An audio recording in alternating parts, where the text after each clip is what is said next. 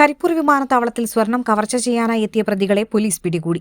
വിദേശത്ത് നിന്ന് വരുന്ന യാത്രക്കാരനെ തട്ടിക്കൊണ്ടുപോയി സ്വർണവും പണവും കവർച്ച ചെയ്യാൻ പദ്ധതിയിട്ട ഒരു സ്ത്രീ ഉൾപ്പെടെയുള്ള 14 പേരെയാണ് കരിപ്പൂർ പോലീസ് അറസ്റ്റ് ചെയ്തത്.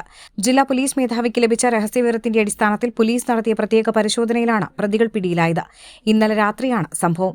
വിമാനത്താവളത്തിലെ പാർക്കിംഗ് ഏരിയയിലും അന്താരാഷ്ട്ര ആഗമന ടെർമിനലിലും വിവിധ സംഘങ്ങളായി നിലയുറപ്പിച്ച സംഘത്തെ സംശയം തോന്നിയ പോലീസ് ചോദ്യം ചെയ്തതോടെയാണ് സംഘം പിടിയിലാകുന്നത്.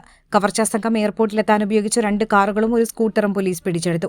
കർണാടക വിരാജ്പേട്ട് സ്വദേശിയായ 31 വയസ്സുള്ള എൻ.എ. അഭിഷേക്, കണ്ണൂർ മുഴക്കുന്ന് സ്വദേശി 27 വയസ്സുള്ള കെ.പി. ജുനൈദ്, കാക്കയംകാട് മുഴക്കുന്ന് സ്വദേശികളായ 35 വയസ്സുള്ള ശരത്ത്, 28 വയസ്സുള്ള കനകരാജ്, 26 വയസ്സുള്ള അക്ഷയ്, 29 വയസ്സുള്ള ധനീഷ്, തില്ലങ്കേരി സ്വദേശി 41 വയസ്സുള്ള രഞ്ജിത്ത്, ചക്കരക്കല്ല് സ്വദേശി 32 വയസ്സുള്ള താജുദ്ദീൻ, വാരം സ്വദേശി 23 വയസ്സുള്ള ഷാരോൺ, കൂത്തുപറമ്പ് സ്വദേശി 38 വയസ്സുള്ള സ്വരലാൽ, തിരൂർ പുതിയ കടപ്പുറം സ്വദേശി 29 വയസ്സുള്ള റിയാസ്, ബേപ്പൂർ സ്വദേശി 26 വയസ്സുള്ള സുജിത്ത്, വളാഞ്ചേരി തിരുവേഗപ്പുറ സ്വദേശി 26 വയസ്സുള്ള ഇർഫാൻ എന്നിവരാണ് പിടിയിലായത്.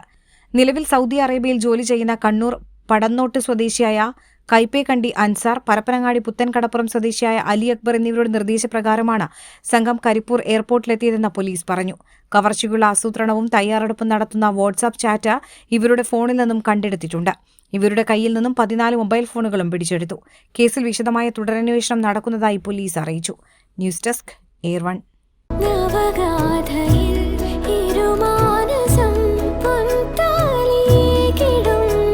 Nesra Gold and Diamonds, Kalpaka Building, Bypass Road, Kondoti.